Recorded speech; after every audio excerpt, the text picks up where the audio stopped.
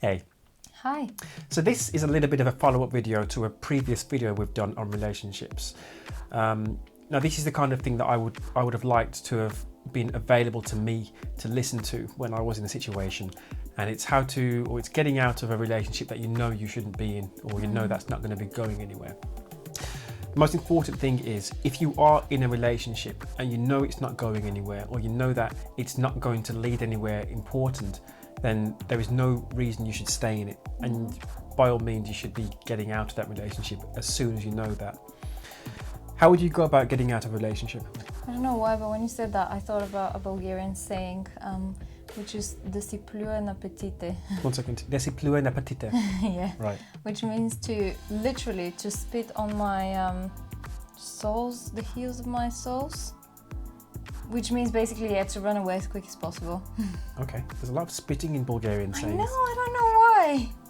Sorry, what was the actual question? How would you get out of a relationship that you don't want to be in? Okay, first of all, I'll be honest.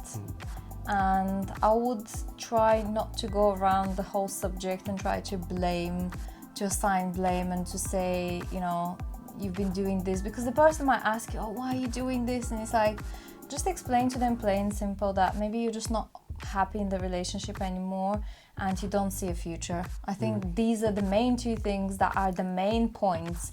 So don't try to add things to it and to give silly excuses to make the other person feel either better or worse.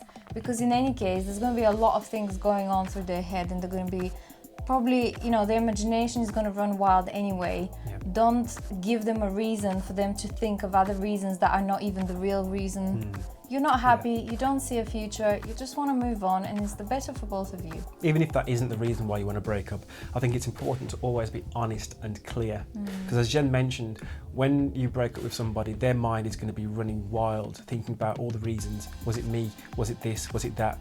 Oh, and don't use the cliche, it's not you, it's me business, because I think that's so insulting. I think it's insulting, and I think it's lazy. So if it's a situation where you're not compatible, then say, we're not compatible, I prefer to do this and you prefer to do that.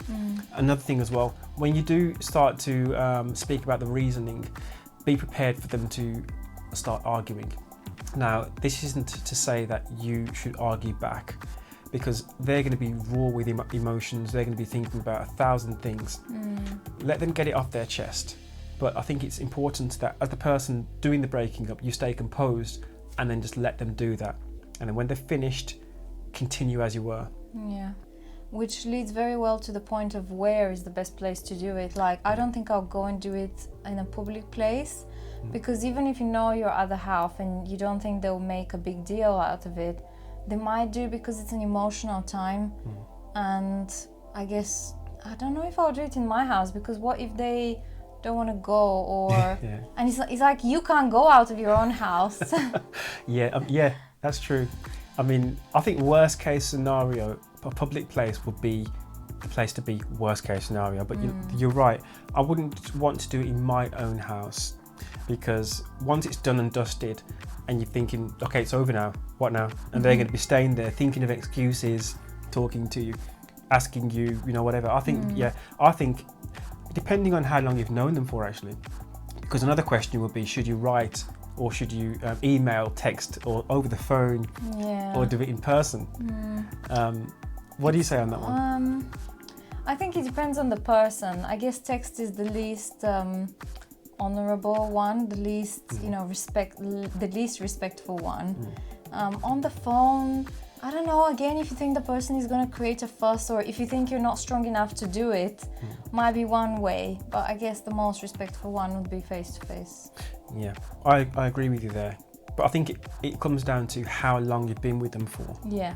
I think there needs to be a line drawn between, say, if you've been with them for 3 weeks, I don't think it's necessary to go to their house and do it face to face. I think 3 weeks of text is fine. I think anything after 6 months deserves to be face to face. And then that goes back to what we were saying before. I think doing it in their house is best, because once it's done, you can say, right then, I'm off, pick up your bags and you can go. And they're in the comfort of their own They're in the comfort of their own home. So if they're upset, if they want to lie down or whatever, they can do it there. Worst case scenario will be in public, somewhere public, but then again, you should be thinking about them if they're going to be upset and whatnot. Yeah. Leading on from that point, thinking about them, never, ever, ever, ever don't break up with somebody because you're thinking about them. I know this sounds selfish, but if you need to break up, or if you want to break up with somebody and you've got a legitimate reason, then you need to be thinking about yourself first. Because if you're staying with them and you don't want to be with them, that's more selfish, because you are, in a sense, lying to them.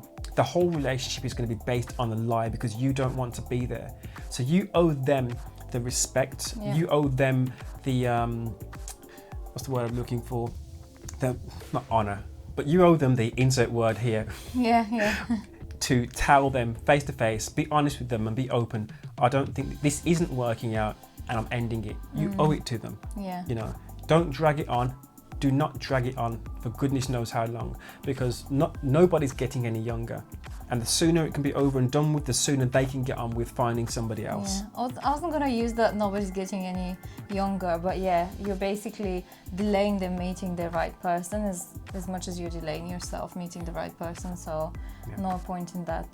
But moving on from this, I was thinking whilst you were talking, I was thinking about the fact that once you break up, you should do it as a clean breakup. Absolutely. Like for me, it's never worked, and I just it would feel so awkward to be best friends or to be like, oh, let's go and now be friends. I mean, how is it gonna work? Like, they can't be a friend like your other friends, I don't think. No. And I don't think that's about being grown up. It's just a little bit awkward, and then you're gonna be in a new relationship and they're gonna be in a new relationship. Are you gonna continue like sharing your life with each other? And just do it as a clean breakup. It'll be easier for both of you to just get over it and move on. Do you guys have any other thoughts on that? Any comments, disagreements, anything to add? Experiences? We'd love to know down below in the comments. Until next time.